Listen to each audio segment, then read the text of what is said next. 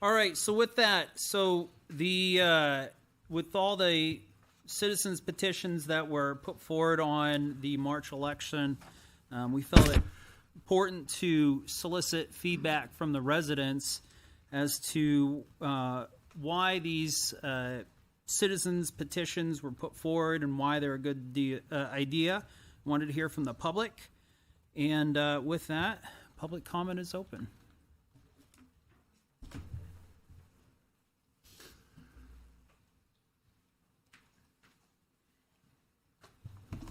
Christine Perez, 5 Wesley Drive. I just wondered why the petitioner wasn't invited to this meeting.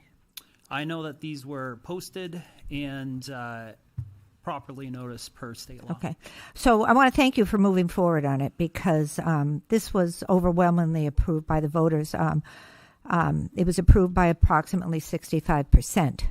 And I think one of the reasons why this was put forward is because multiple years ago there was a citizens petition to limit some of the, what do they call it? Term limits. Term limits was brought forward. And the town council at that time, I don't know all the details behind it, but it was never brought forward. And then one of the town councilors at that time said that he was going to bring it forward at the state, and it never happened. So I'm not positive that that's one of the reasons why this was brought forward, but I think that may have possibly been. But I think, it was overwhelmingly approved, so I thank you for looking at it. Thank you. Thank you.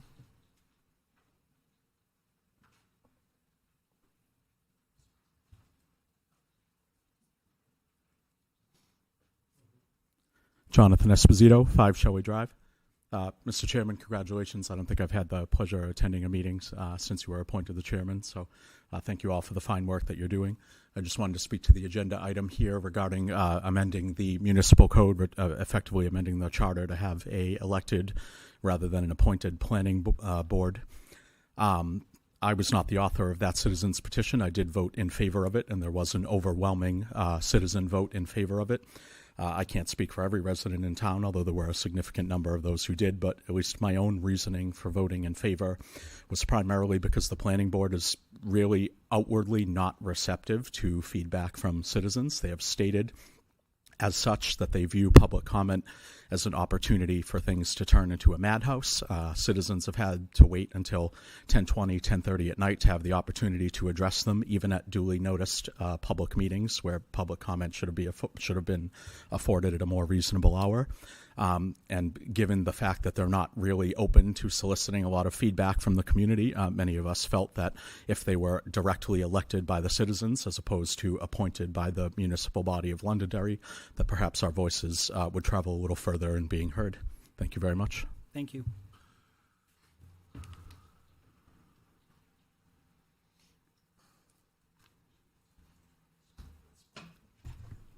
Ann Champa, 28 Wedgewood Drive. I just want to say, you mentioned about the person who put forth this warrant article. She isn't available tonight. She's dealing with a medical problem, an extreme medical problem with a family member. I didn't bring that up. Well, I know you didn't, but I'm just telling you why she isn't here. Thank you. Anyone else?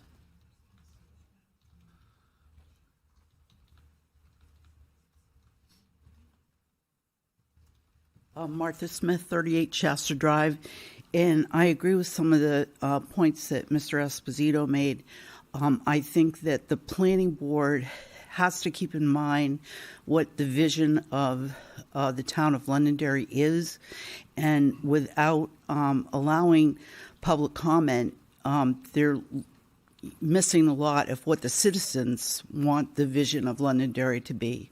So I don't know whether appointed or elected or different changes in the board or whatever make that difference, but I think that the citizens of Londonderry have a definite idea of how they envision this town and how they'd like to see growth in this town and things going on. So I agree that it's important to have citizen input for the planning board. And if that means elected officials will listen to us more because they're counting on our votes, perhaps that's a good idea. Thank you. Thank you.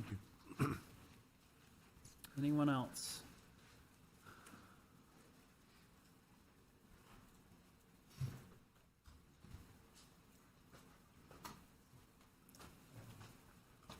Excuse me. Good evening. John Wilson. I live on Tranquil Drive. I don't really have a strong opinion of this one way or the other, whether we leave it the way it is or we go with a fully elected board. But one of the things I thought about, which may be a solution to this problem, is to actually have a number of people on the board that are elected and a number of people on the board that are appointed. That way we can have some people with experience, perhaps with the town government and so on involved, but we can also have elected people. And I would suggest that if we were to do that, we would, I don't know how many people we'd have on the board, but we would have a majority of them elected, okay? And then we would also need, I think, a strong, over and above what the state generally says, a strong conflict of interest document that everybody would sign for this. But that way, I think we can have the best of both worlds.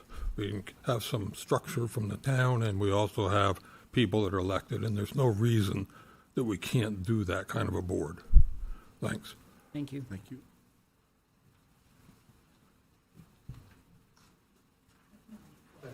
You can go in.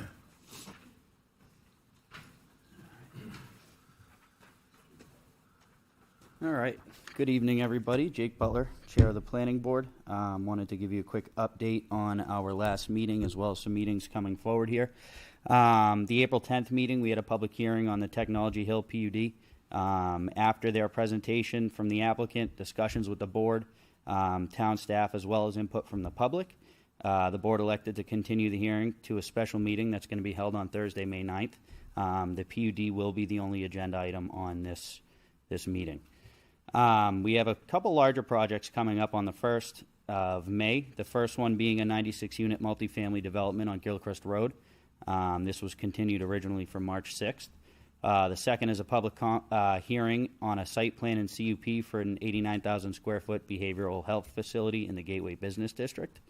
Couple redevelopment things around town. I'm sure everybody's noticed there's a few different sites going on that are pretty visible. The first one is the old Remax building that's home to a new Chase Bank. They've broken ground. And the second one is the foundation has been poured over at an apartment building next to the Londonderry Freezer Warehouse, which is next to Giovanni's. And after a lot of conversation with our attorney, the planning board is going to be reading their rules of procedure again. As you know, we've been working on them for a couple months now. Wanted to touch base just real quick on the public comment side of things. I can't stress enough that there is public comment on everything that is a public hearing that comes to the planning board. So any development that's coming to town has a public hearing through our process. At that public hearing, there's public comment. That is when the public has time to comment. And you'll notice that at this the meeting that just happened with the PUD, there was public comment, as there is at every public hearing, and that's been continued to a new meeting. So, anybody have any questions? Great, thank you. Thank you. Is there anybody else for public comment? You going up on this? I'm going up on something else. Richard Polinsky, 89 Hall Road. Tonight you're going to have a resolution that you're going to be voting on, 2024-6, to accept a grant for another full-time detective. If you're going to take comment during that resolution, I can wait. Otherwise, I want to bring up my concerns now. Would that be a public hearing, correct? No. Under a public hearing. Or- It's under a public hearing, yes. Oh, it is. So yes, we would. All right, then I'll wait, as long as you're going to take. Yes, sir. All right. Thank you. Anyone else?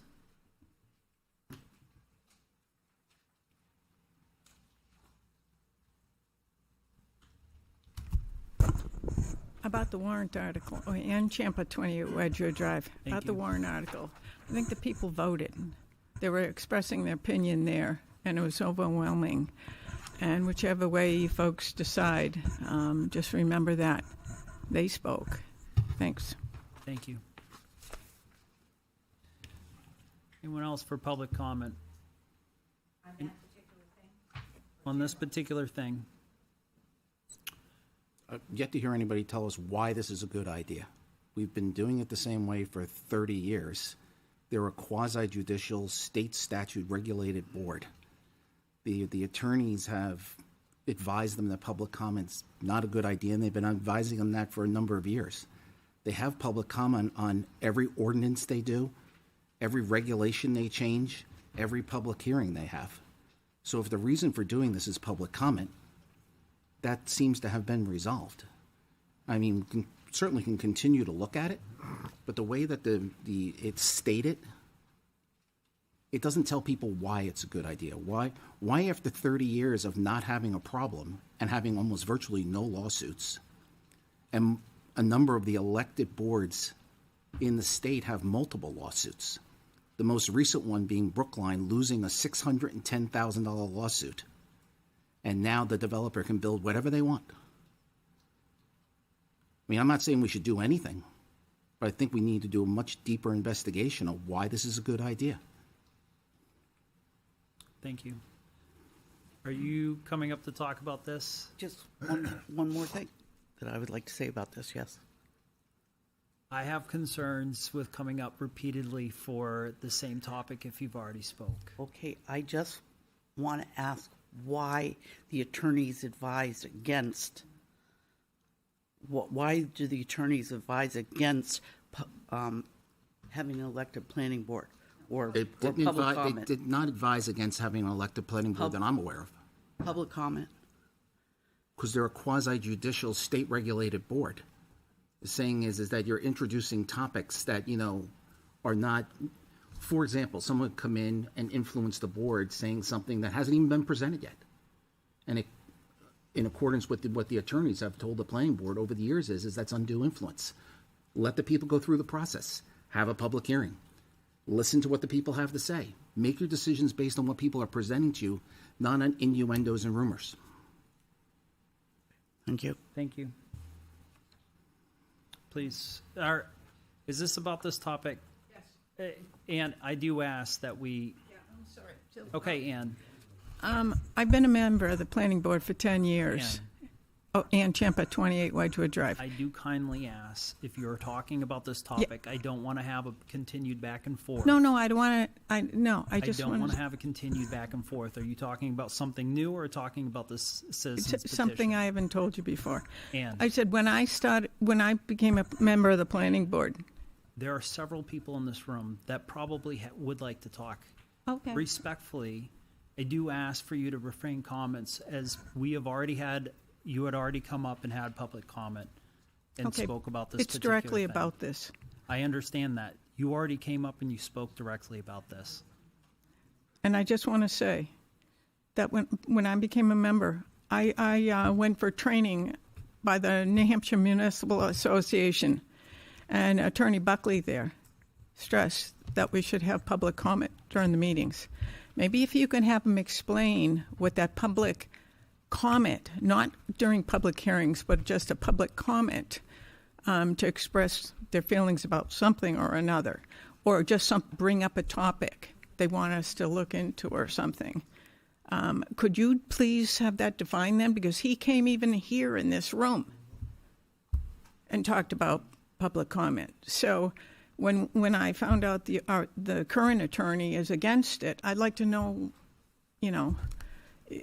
how does that differ from how he feels? Okay. Thank you. Thanks. All right. Anybody have anything else they would like to add for public comment?